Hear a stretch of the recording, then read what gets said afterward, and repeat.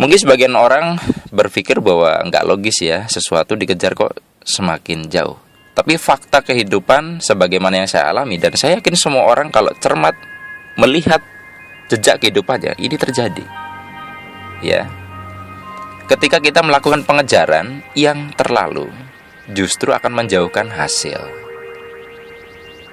Contoh, banyak contohnya yang bisa kita lihat ya. Sekarang gini, kalau misalkan Anda seorang wanita ya, kemudian Anda didekati oleh seorang pria yang terlalu obses mengejar Anda, tiap detik SMS, tiap menit SMS, nyari-nyari Anda setiap hari. Apa respon wanita ketika dibegitukan? Justru dia takut. Apa yang justru menjadi kekuatan adalah ketika misalkan SMS pagi diberi jeda, kok nggak SMS ya? Nah, ini justru ketika tidak terlalu mengejar, justru disitulah kekuatannya lebih luar biasa. Jadi tema kita hari ini adalah rahasia jeda. Teman-teman, jeda adalah satu kata kunci supaya kita tidak terjebak pada bahaya pengejaran. Pengejaran di sini yang saya maksud adalah bukan pengejaran secara fisik, tapi pengejaran yang dilakukan oleh hati. Ini dia. Hati itu bisa selalu mengejar terus loh ya, bahkan mengganggu tidur Anda. Meskipun badan Anda sudah tidak lagi mengejar, hati Anda masih terus mengejar. Ini loh yang bahaya. Sebenarnya ini jelas terkait dengan masalah melekat yang kita bahas di rekaman sebelumnya.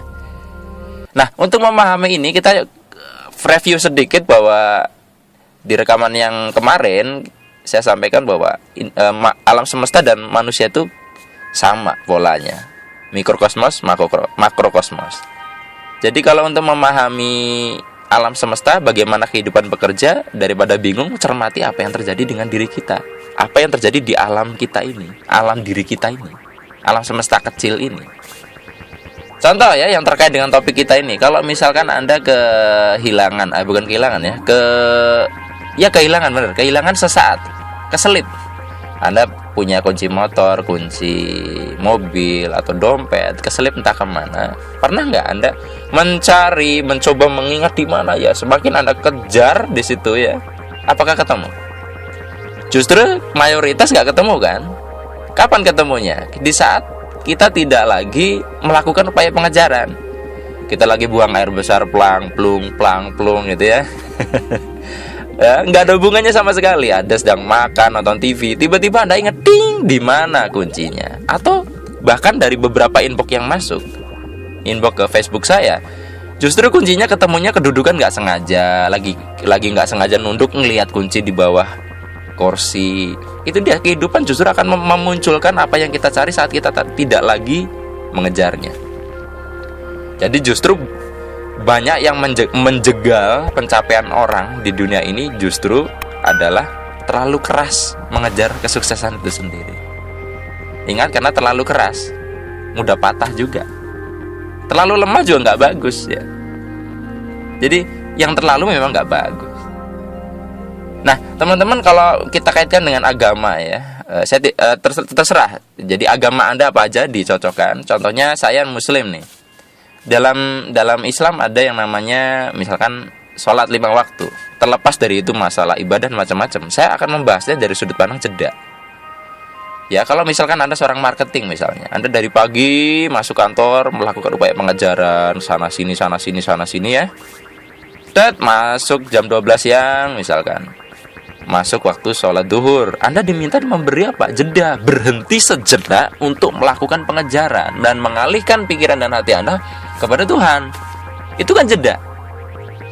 Setelah itu Anda ngejar lagi, asar, jeda lagi, terus begitu, diberi jeda. Tapi yang sering terjadi adalah diberi jeda, diberi kesempatan melakukan jeda, pada saat sholat masih mikirin targetnya. Itu namanya nggak memberi jeda.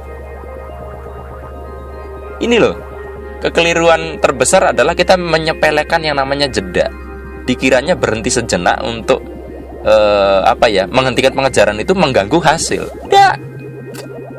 Itu seperti mengasah gergaji loh. Coba Kalau misalkan Anda disuruh menggergaji banyak sekali kayu dan Anda menggergaji terus dan Anda tidak sama sekali mau berhenti bareng 5 menit, karena Anda berpikir kalau 5 menit itu sangat berharga, apakah itu mempercepat Anda? Belum tentu loh. Kalau gergaji Anda buat gergaji terus, lama-lama tumpul mata gergajinya. Kalau ingin cepat, Anda berhenti sejenak, asah kikir mata gergajinya, lanjutkan lagi. Ini loh namanya jeda itu di situ. Jadi buat jarak di antara upaya pengejaran itu, jeda, berhenti sejenak. Seperti orang menjemur pakaian lah. Kalau Anda jemuran itu kan ada, misalkan agak panjang jemurannya, ada 3 tiang jemuran. Oke. Saya mau nanya, antar tiang itu ada jarak nggak? Ya betul, ada jarak ya. Nah sekarang di situ tali dipasang di mana? Di situ kan yang menghubungkan antar tiang kan. Di mana Anda menjemur baju? Di tiangnya atau di talinya? Di talinya kan? Di jarak itu. Jadi teman-teman, ketika kita berhenti sejenak melakukan upaya pengajaran, disitulah kita membuat sebuah ruang kosong di dalam diri yang membuat alam mengenali itu sebagai tempat untuk mereka hadir. Sebuah ruangan disebut ruangan jika di antar dinding ada jarak, sehingga di situ tercipta sebuah space kosong yang bisa diisi sesuatu. Nah bayangkan kalau misalkan sebuah ruangan itu antar dinding nggak ada jarak, sama aja nggak ada ruangan kan? Itu satu dinding sendiri.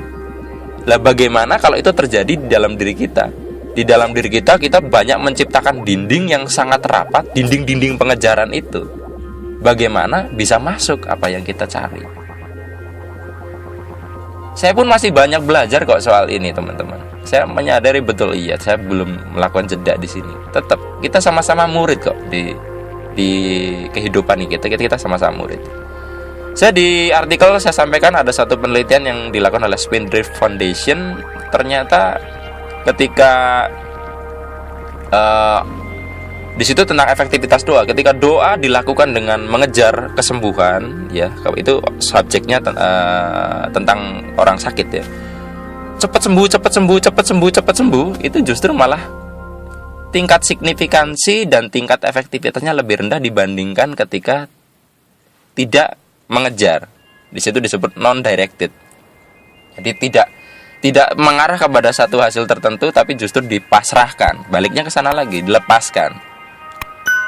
Justru doanya lebih ampuh ketika ya Tuhan berikan yang terbaik untuk orang ini. Di situ sama sekali tidak melakukan upaya pengejaran.